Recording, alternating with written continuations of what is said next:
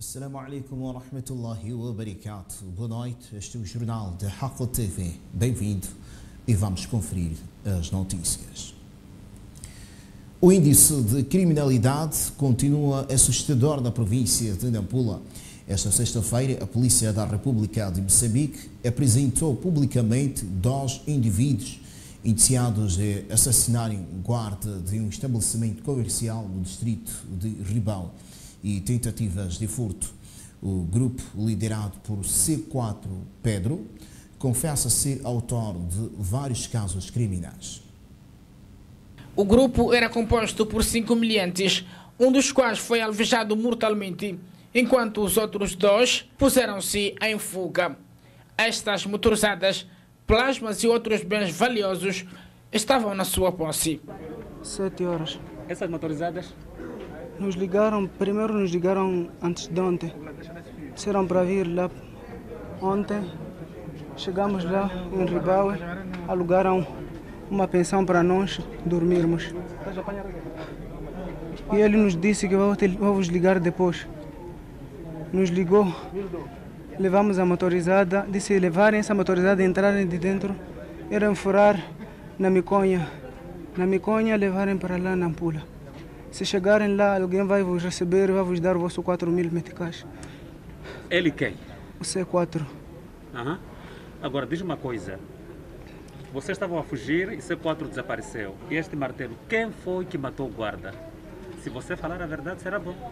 Dizem que quem matou o guarda, como os policiais lá estavam a dizer, é o tal que está morto e outras pessoas que os policiais estavam a perseguir. Quem fez contato com o C4? Ele é que me ligou a eu, quando estávamos a arranjar um carro com esse cara aqui. Não sei dizer. Mas vocês estão a dizer que não está com o C4. O C4 desapareceu, estava convosco. Não, eu só vi de noite, C4. Viste-lhe? De noite. Lá em Ribau? Sim. Foi quando isso? Antes de ontem. Antes de ontem? Sim. Estava com quem, C4? Está sozinho. Vocês eram quantos total? Eu estive com ele só. Mais C4, 3. C4 só veio, pagou pensão, foi, nos deixou com ele.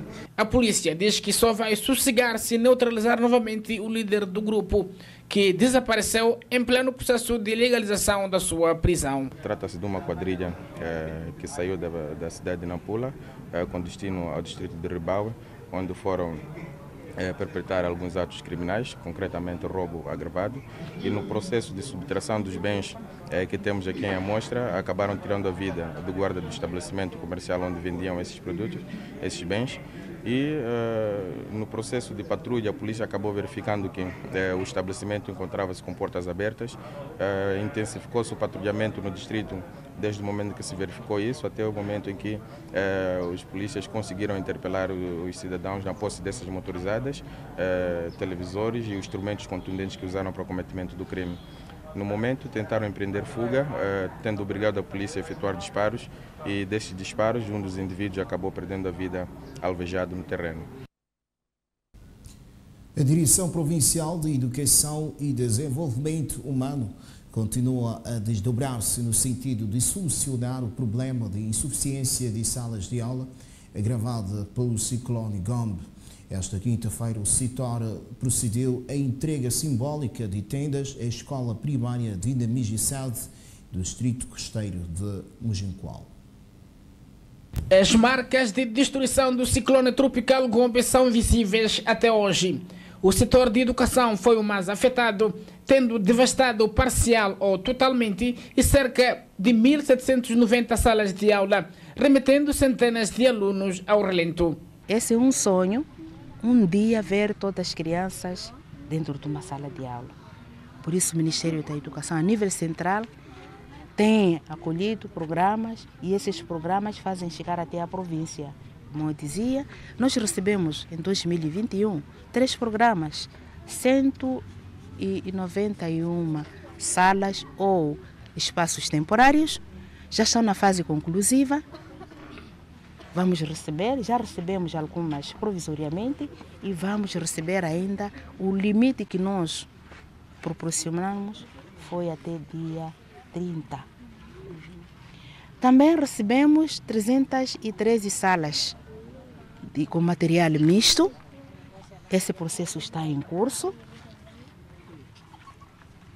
E os empreendedores prometem entregar, pelo menos aqueles que já concluíram provisoriamente, também vão entregar e já entregaram alguns. Enquanto se aguarda pela reconstrução das escolas, as aulas passarão a decorrer nestas tendas, resultantes de um esforço árduo desenvolvido pelo setor de educação e parceiros. Numa primeira fase, nós recebemos 6 tendas e essas foram distribuídas. Desta vez, que é a segunda fase, recebemos 4, alocamos para o distrito de Mussuril e também alocamos no distrito de Mujinqual, pelo facto de ter efetivos maiores. Muitas crianças estão por baixo das árvores, então priorizamos neste momento.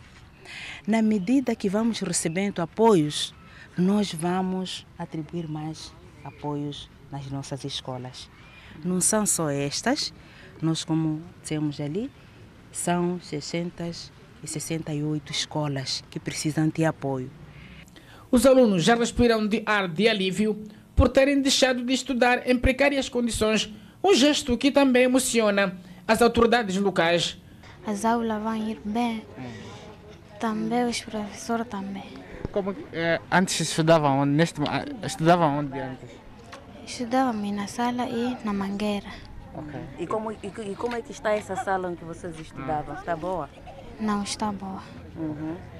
Estávamos a estudar em paz. Na mangueira. E assim que apareceu esta lona, como que... Vamos estudar bem, porque já vamos ter uma lona. Uau, nós temos muito a agradecer, não é? E tivemos esta fase sim, mas agradecemos muito à Direção Provincial de Educação, tanto também aos parceiros que logo responderam de imediato. Tivemos as lonas para pelo menos aquelas salas mistas, tivemos tenda também, e as chapas que a Direção Provincial nos deu. E a gestão dessa tenda, logicamente, vamos primeiro acolher alunos da 5ª classe, que estão no período de manhã, porque a escola funciona em regime de 3 turnos. E à tardinha, àquela hora das 10, vamos acolher uma das 2 turmas da 1ª classe. E à tardinha vamos acolher a 4ª classe. Os pais encarregados de educação pedem igualmente a conjugação de esforços para o fornecimento de livros nas escolas. Também deve-nos reforçar também o material dos alunos, na questão de livros, cadernos, se possível existir. O setor de educação garante que vai continuar a arregaçar as mangas no sentido de assegurar a formação do capital humano, principalmente das crianças. Mais de 3.000 professores afetos em diversos estabelecimentos de ensino no distrito de Mujinqual e Nampula clamam pelo apoio do governo para a reconstrução das suas casas, que também não escaparam da fúria do ciclone Gombe. As preocupações foram levantadas nesta reunião dirigida pela Diretora Provincial de Educação e Desenvolvimento Humano, que juntou alguns professores e gestores escolares em exercício neste ponto do distrito. Os professores não só reclamam a falta de apoio, como também querem ver criadas as condições que facilitem o processo de ensino e aprendizagem. Aliás, por vontade própria, alguns gestores dispensaram os seus quintais para servirem de salas de aulas. Perdemos nossas casas, ficamos até agora, existem colegas que estão ainda sem casa própria ou nem casa para aluguel, que estão na casa dos seus amigos ou colegas ou vizinhos. Até agora estamos a passar essas situações. Poderia haver uma intervenção rápida nesse sentido, porque é sofrimento mesmo que todo mundo passou. Então, sendo assim, poderia se criar maneira de como haver uma intervenção quando são assuntos de desastres. Então, haver uma intervenção rápida para tentar ver outras coisas que acontecer, porque pode acontecer o pior disso. E se ver uma intervenção, ou se nós ficarmos, ou se não haver uma intervenção de uma forma assim lacônica, Então, isso pode criar problemas. Diante da diretora provincial, os fazedores de educação exprimiram todos os seus sentimentos, com particular destaque sobre a morosidade na tramitação de processos administrativos. A preocupação que estão a apresentar está mesmo ligada à área didática pedagógica, sobretudo os livros escolares. Os nossos colegas estão a trabalhar, podemos dizer assim, à maneira. Porque nós temos conhecimento que os alunos da primeira, segunda e terceira classe, que é o primeiro ciclo do ensino primário, naturalmente o livro constitui como o próprio caderno. Vejo muitos colegas, outros nomeiam, aliás, mudam de carreira, outros não mudam. Dentre esses que mudam, passam sem fazer núcleo pedagógico, mas outros, os processos já são devolvidos, dizendo de que devem fazer núcleo pedagógico. Então, eu queria perceber qual é a diferença e o que está a acontecer lá. Em 2016, eu tive problema de não receber o meu direito de localização. Então, desde naquele tempo, eu deixava essa preocupação ao serviço distrital. Sei que ainda não foi resolvido esse problema. E temos notado com constância que o Tribunal Administrativo tem sido muito moroso. E segundo a norma que é interna do próprio Tribunal Administrativo, quando o processo leva mais de 3 meses lá dentro, o processo em si, mesmo com irregularidade, é tornado válido. Mas os próprios juízes, novamente, acabam atropelando esta norma. Estamos a pedir a vossa intervenção neste assunto, para pelo menos termos o assunto andado, tanto mudança de carreira, progressão, assim também como nas promoções. Num debate aceso, marcado por perguntas, respostas e sugestões, os quadros da educação procuravam definir melhores formas de ultrapassar as dificuldades. A preocupação não é só do distrito. A Direção Provincial de Educação está a monitorar o processo, está a trabalhar, porque o nosso objetivo é até ao final do ano, mesmo com as dificuldades que tivemos, termos um bom aproveitamento pedagógico. Queremos aqui pedir a todos que não paremos, vamos trabalhar, porque nós, no fundo, nós já perdemos muitas aulas e essas aulas precisamos se recuperar. É imperativo que cada professor planifique olhando naquela matéria atrasada.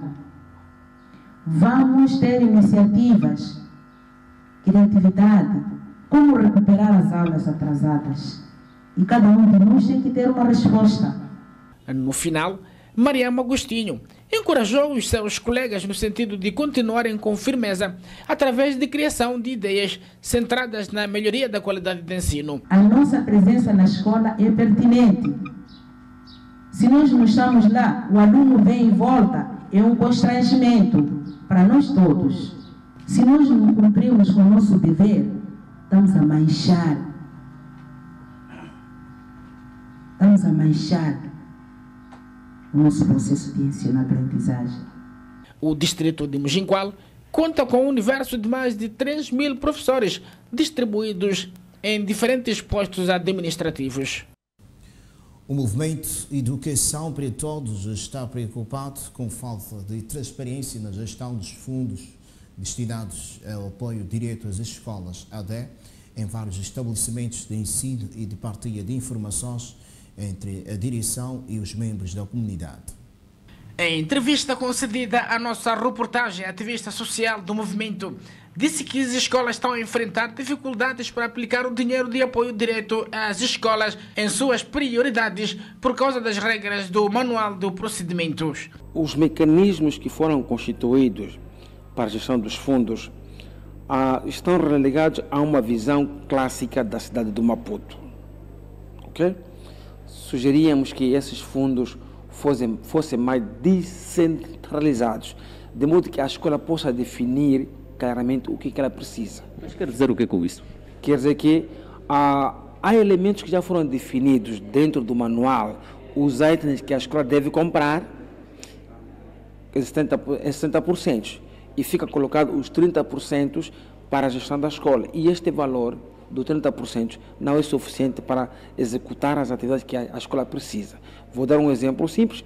A escola, por exemplo, agora em tempo de desastres naturais, a escola perdeu 50 chapas. Como é que a escola há de comprar chapas para colmatar a reabilitação daquelas instalações? Fica mais complexo. Então, é mais fácil inverter o cenário. Os 30% deveria, o valor que devia ser definido no manual, no manual do Conselho de Escola, com os itens a escola comprar, enquanto os 30% devia ter liberdade que a escola pudesse adquirir com base nos 30% do valor desembolsado para o efeito. De Souza, que falava à margem de um encontro que juntou alguns acadêmicos, jornalistas, representantes de algumas organizações sociais do quadro da Semana de Ação Global pela Educação, que se realiza sob o lema Projetamos a Educação em Emergência. Disse que outra inquietação prende-se com a falta de partilha de informações entre o coletivo da escola e a comunidade. Em 2020 e 2021, os conselhos de escola, na sua maioria, não foram revitalizados, certo?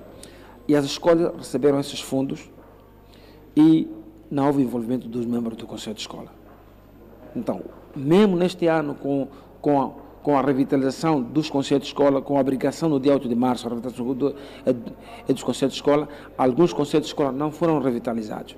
Então, fica complicado cada vez mais a participação e cogestão dos membros do Conselho de Escola na gestão dos fundos. Mas também há graves problemas de partilha de informações. Sim, é verdade, porque alguns diretores das escolas sentem-se incomodados em envolver os membros do Conselho de Escola. A AD é um valor alocado às escolas com o objetivo de melhorar as condições de ensino e aprendizagem. O fundo visa reforçar a gestão escolar através de um maior envolvimento da comunidade e dos conselhos de escola. Membros da Comissão Provincial de Nampula, designados ao abrigo da Resolução número 3/CNE/2002, ou seja, 22, de 18 de maio, tomaram posse esta quinta-feira, tendo como a principal missão monitorar o processo das eleições autárquicas agendadas para o dia 1 de outubro do próximo ano. Nos seus juramentos proferidos antes das assinaturas dos autos de posse, os 15 integrantes do grupo reiteraram o compromisso de trabalhar em conselho de dedicação por forma a permitir que as eleições do próximo ano sejam ordeiras, livres, justas e transparentes. O momento foi também reservado para a investidura de Branquinho Ferro Nhombe e Joaquim Carmona, nomeados aos cargos de vice-presidente da CPE, à luz da Resolução 4/2022, de 18 de maio.